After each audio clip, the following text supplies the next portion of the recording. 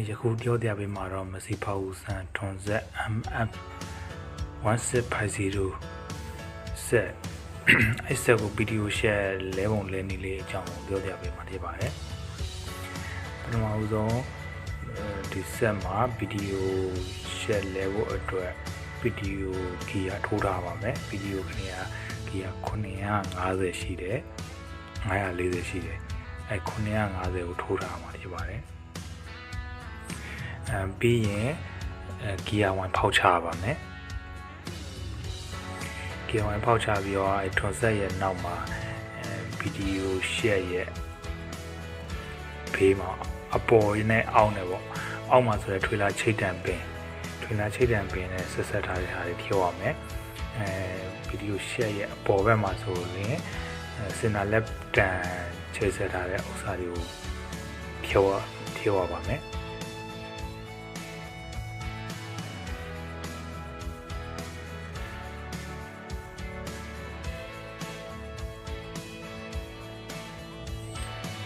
စနစ်နဲ့နှလုံးဖြောရပါမယ်ဗီဒီယိုမှာပြထားတဲ့အတိုင်းတဆင်ချင်းလေးဖြောရပါမယ်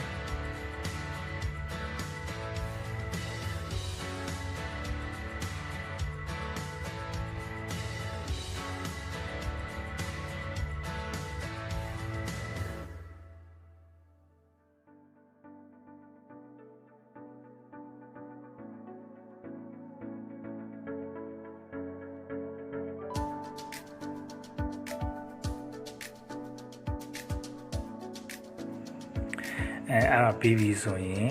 အဲ့ PTO အုံရဲ့အောက်တက်ထဲမှာ14နဲ့6လုံးဖြောရပါမယ်နတ်ဖြုတ်ပြီးပြီဆိုရင်ဝက်ဦးလဲအလေးနဲ့အသာလေးခွာချပါမယ်အဲ့ချိန်မှာစီအကျန်တွေထွက်လာပါမယ်အောက်မှာခွက်ခံထားပေးပါအဲ့ပြီးရင် special tool လေးစသုံးရတော့မယ်ဒီနှစ်ထပ်ပင်နေရဟာအဲ့ဒါနောက်ကိုကတ်နေတာ950 PTO ထိုးထားတယ်နော်အလဲမှာဆိုရင်3ရှေ့ကိုထိုးမယ်ဆိုရင်940အခုဒီပုံစံအတိုင်း950ကိုထိုးထားပါမယ်ပြီးရင် special tool အဲ့ခွားနဲ့တန်ကြောင်းအရှည်ကိုPTO ရှက်ကိုလှမ်းခွာပြီးတော့အဲ့အောက်မှာ14နက်နဲ့အဲ့လိုလေးဆွဲထားပါမယ်အဲ့ကိုပြန်ကြက်ထားပါမယ်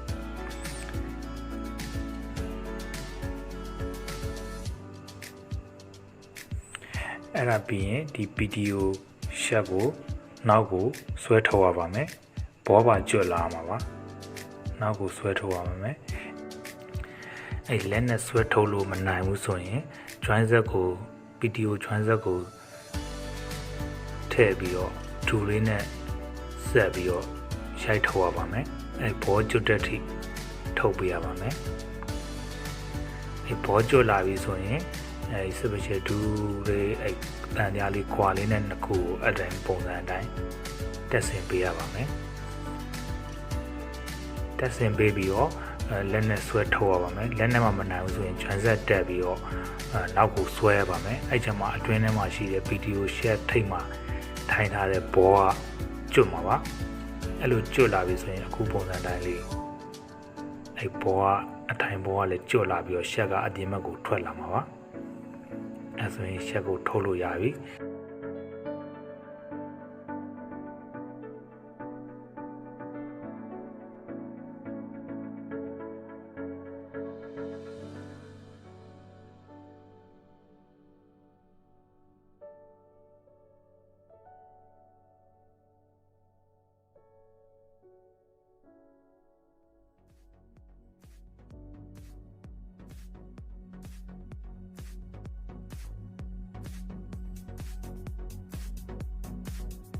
အဲ့ရှက်ထွက်လာပြီဆိုရင်အဲ့ရှက်မှာဘောကြီး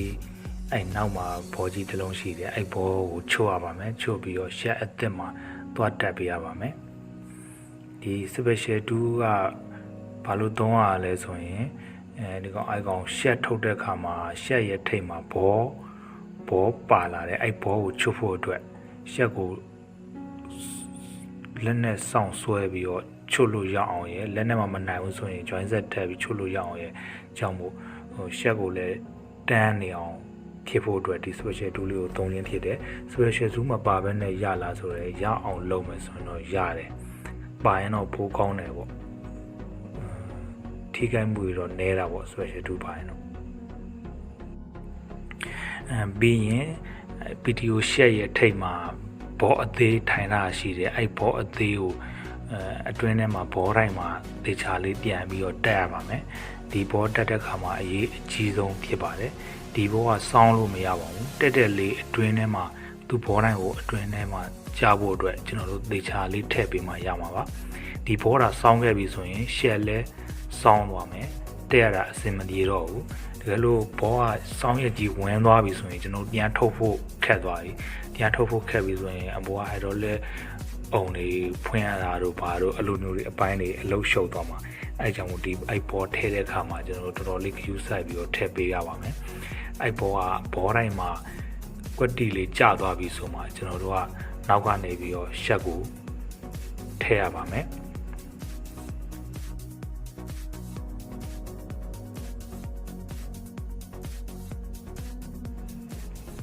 အဲ့ရှက်လိုင်းတဲ့ပါပြီအပြင်ဘောကလည်းတဲ့ပြီအတွင်းဘောကလည်းရှက်လိုင်းတဲ့ပြီဆိုရင်အဲ့ special tool အတွင်းထဲမှာထည့်ထားတဲ့ special tool တန်ကြောင်တစ်ချောင်းကိုဖြုတ်လို့ရပါပြီဖြုတ်ပြီးရင်အဲ့ရှက်ကိုနောက်ကနေပြီးတူလေးနဲ့ရိုက်ပြီးတော့ရှက်ကိုအဆုံးထိဝင်အောင်ရိုက်ထည့်ပေးရပါမယ်ဘောကိုလည်းအတွင်းထဲထိ circle line ပေါ်တဲ့အထိရိုက်ထည့်ပေးပြီးတော့ circle လေးတက်ရပါမယ်ဖြုတ်ခဲ့တဲ့အတိုင်းတဆင်ချင်းလေးပြန်တက်ရပါမယ်ပြန်တက်ပြီးပြီဆိုရင်တော့အားလုံးအဆင်ပြေပါပြီ